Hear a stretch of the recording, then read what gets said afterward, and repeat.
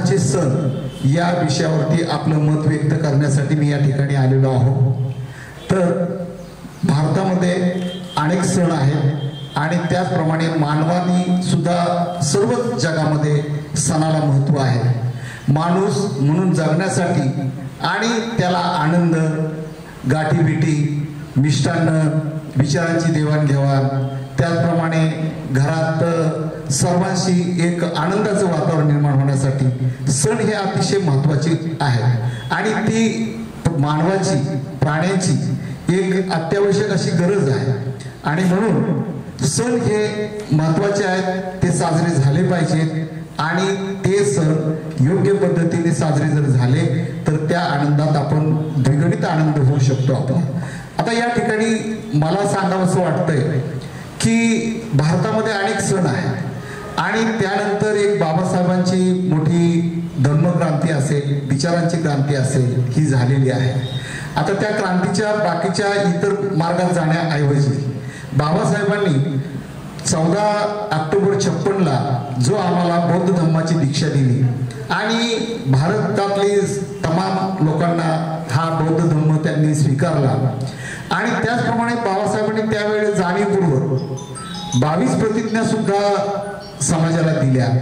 बाबासाहेबांना कदाचित असं वाटत असेल की हा समाज हजारो वर्ष एक विशिष्ट पद्धतीचं जीवन जगत आहे, गुलामीचं जीवन जगत आहे आणि मग ते जीवन जगत असताना त्याचे जे जुने आचार विचार तो सहजासहजी सोडणार नाही आणि म्हणून बाबासाहेबांनी त्या ठिकाणी 22 प्रतिज्ञांचं विशेष महत्त्व म्हणून सांगितलेलं आहे। असो, आता या ठिकाणी जर भारतामध्ये अनेक धर्म आहेत, अनेक संस्कृती आहेत, अनेक प्रकारचे विचारधारा आहेत आणि त्या विचारधारेप्रमाणे जास्तीत जास्त आता आपण महाराष्ट्रात राहतो, महाराष्ट्रामध्ये असणाऱ्या ज्या विचारधारा आणि जे सण आहेत त्यामध्ये 12 महिन्यात, वर्षाच्या 12 महिन्यात जवळजवळ 12, 14, 18 असे मोठे मोठे सण आहेत आणि त्या सणांना ते महत्त्वाचं ते दिलं जातं।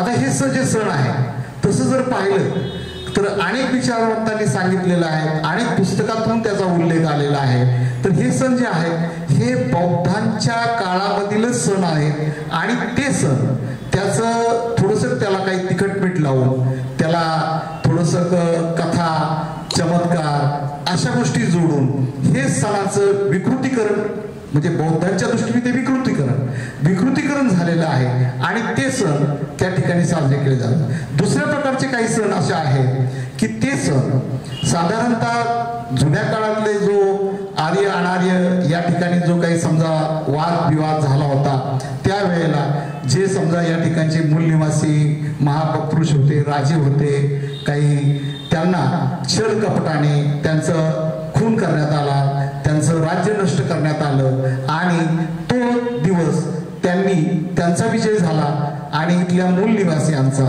पराजय झाला। म्हणजे अर्थात पराजय जरी झाला असला तरी ज्यांचा विजय झाला त्यांनी त्यांचे सण साजरे केले। पुढे पण त्यांनी त्याचं महत्त्व न सांगता त्याला इतर गोष्टींची, काल्पनिक कथांची जोड दिली।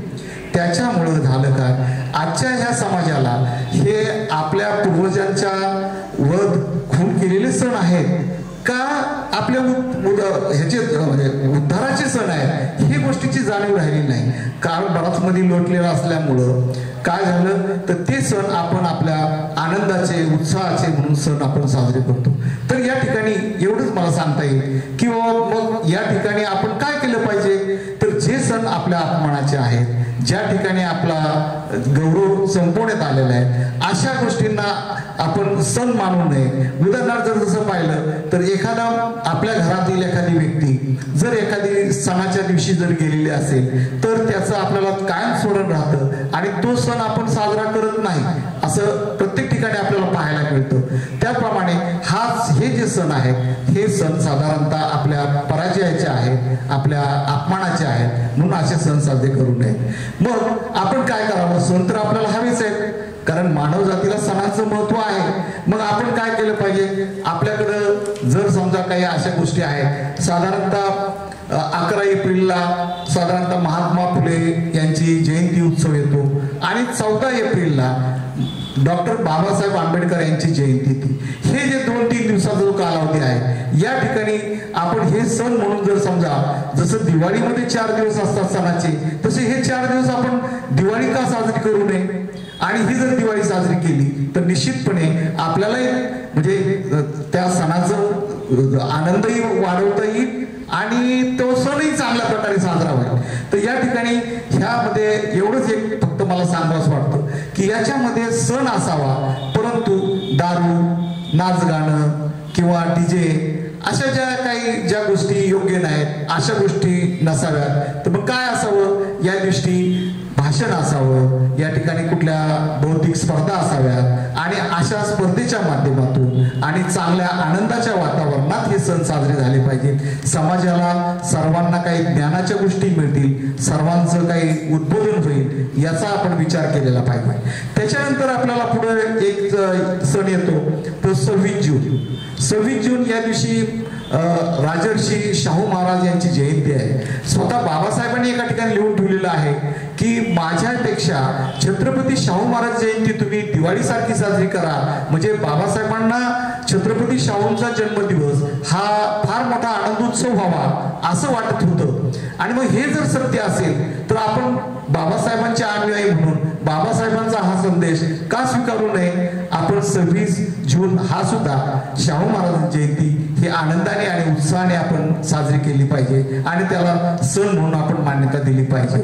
त्याच्यानंतर सगळ्यात महत्वाचा पुढचा एक अशोका विजयादशमी.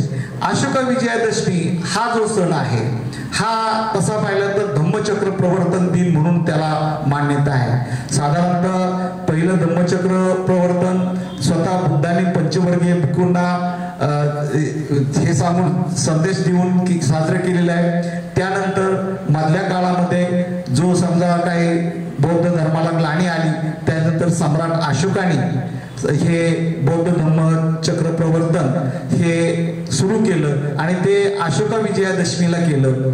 ही अशोका विजयादशमी म्हणजे अश्विन दशमी या ठिकाणी आणि त्यानंतर त्याचाच बोध घेऊन किंवा त्या दिवसाचं महत्व लक्षात घेऊन डॉक्टर आंबेडकरांनी सुद्धा 14 ऑक्टोबर ही इंग्रजी तारीख नाही या ठिकाणी महत्वाची नसून 14 ऑक्टोबर 1956 रोजी विजयादशमी आलेली होती. अर्थात ती अशोका विजयादशमी त्या दिनाचं औचित्य साधून त्यांनी या ठिकाणी आपल्या भारतामध्ये पुन्हा बौद्ध धर्माचं धम्मचक्र प्रवर्तन केलं जे नागपूर ठिकाणी झालं.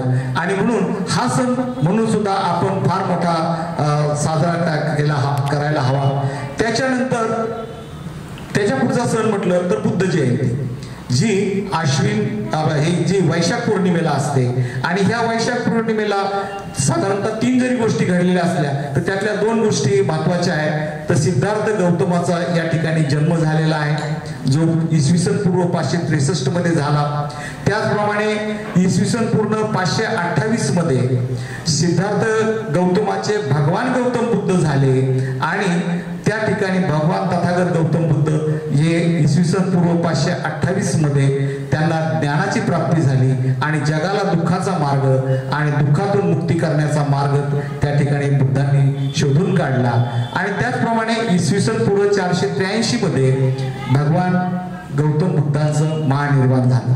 महानिर्वाण आपण शक्यतो त्या ठिकाणी म्हणजे दुःख म्हणून न पाळता आपण हे जे पुढचे पहिले 2 जे गोष्टी आहेत याचा सण म्हणून आपण या ठिकाणी हे उपयोग केला पाहिजे.